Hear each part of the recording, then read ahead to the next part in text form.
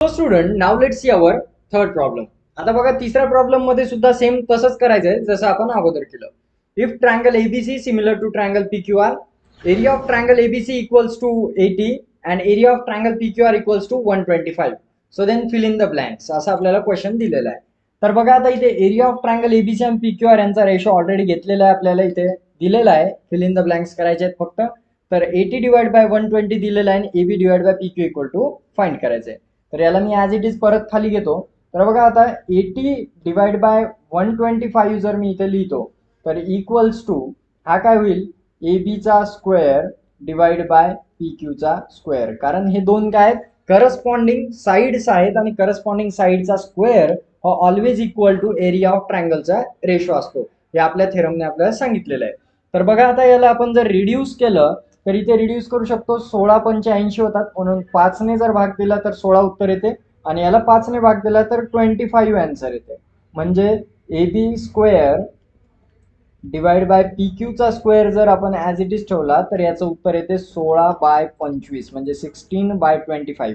आणि आता यांचे जर आपण स्क्वेअर रूट घेतले, कारण आपल्याला AB आणि PQ ची व्हॅल्यू पाहिजे इथे, सो आपण यांचे स्क्वेअर्स काढून टाकणार. म्हणजे AB डिवाइड बाय PQ जर आपण घेतलं तर याचं उत्तर येते बघा, याचे सुद्धा स्क्वेअर रूट, 16चा स्क्वेअर रूट येतो 4 आणि 25चा स्क्वेअर रूट येतो 5. सो इथे येणार AB by PQ equals to 4/5. So आपली फिल इन द ब्लँक्स जी भरायची होती ती येणार आहे आपली 4/5. सो अशा प्रकारे आपला आन्सर हे कम्प्लीट झालेलं आहे. आणि हे कशावरून लिहिलं आपण, त्या थेरमवरून. ठीक आहे, आता बघू आपण चौथा प्रॉब्लेम. बघा चौथ्या प्रॉब्लेम मध्ये सुद्धा तसंच आहे. Triangle LMN and triangle PQR हे सिमिलर दाखवलेले आहेत आणि 9 multiply by area of triangle PQR equal to 16 multiply by area of triangle LMN असं दिलेलं आहे. If QR equals to 25 then find the MN. म्हणजे आपल्याला दोन ट्रायंगल दिलेले आहेत, दोन्ही सिमिलर दिलेले आहेत आणि दोन्ही यांचे एरियाज ऑफ ट्रायंगलचे रेशोचे आन्सर दिलेले आहेत. त्यानंतर QR ची व्हॅल्यू दिलेली आहे आणि MN काढा म्हणते. तर सगळ्यात पहिले आपण काय करू, याला सरळ करून घेऊ इक्वेशनला. बघा आता इथे जे दिलेलं आहे ते मी लिहितो गिवन जे दिलेलं आहे ते आहे triangle LMN is similar to triangle PQR हे आपल्याला दिलेलं आहे आणि यांचे जे एरियाचं हे दिलेलं इक्वेशन. तर आता इथे इक्वेशन लिहून घेऊ आपण.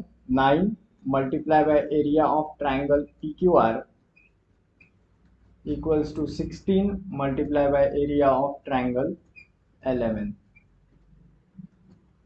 ठीक आहे, आता काय करू आपण, या इक्वेशन मधल्या एरियाला एका साईडला घेऊन घेऊ. म्हणजे हा जर आपण एरिया ऑफ ट्रायंगल LMN लिहून घेतला तर हा काय करू, PQR या साईडला डिवाइड मध्ये जाईल. म्हणजे एरिया ऑफ ट्रायंगल PQR.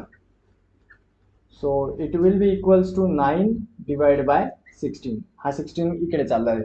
आता बघा, म्हणजे या एरियाची व्हॅल्यू काय आली, 9/16. त्यानंतर आपल्याला दिलेलं आहे की QR इक्वल्स टू 20 आणि MN काढायचं आहे. आता यांच्या करस्पॉन्डिंग साईड काय राहतील बघा, MN डिवाइड बाय याची दुसरी करस्पॉन्डिंग साईड आपल्याला दिलेली आहे QR. ह्या दोन करस्पॉन्डिंग साईड आपल्याला दिलेल्या होत्या, आपण त्याच घेतल्या आणि यांचे स्क्वेअर हे इक्वल राहतील यांच्या एरियाच्या. तर एरियाची व्हॅल्यू काय, 9/16. तर आता इथे स्क्वेअर रूट जर आपण याचे घेतले तर MN डिवाइड बाय QR असं येईल आणि याचे स्क्वेअर रूट 9चा स्क्वेअर रूट 3 डिवाइड बाय 16चा स्क्वेअर रूट 4. सो आता व्हॅल्यूज पुट करू इथे. MN डिवाइड बाय QR ची व्हॅल्यू दिलेली आपल्याला 20. So 20 equals to 3/4. आता बघा इथे हा जो 20 डिवाइड मध्ये इकडे गेल्यानंतर मल्टिप्लाय मध्ये जातो. सो आता इथे MN इक्वल्स टू येईल आपलं 3 मल्टिप्लाय बाय 20 डिवायडेड बाय 4. आता याला जर आपण डिवाइड केलं परत तर बघा, 4 1 जा 4, 4 5 जा 20. सो MN इक्वल्स टू येतं 3 5 जा 15. अशा प्रकारे ही MN ची व्हॅल्यू आपल्याला मिळालेली आहे. तर हा प्रॉब्लेम आता आपला संपलेला आहे. आता बघू आपला नेक्स्ट प्रॉब्लेम.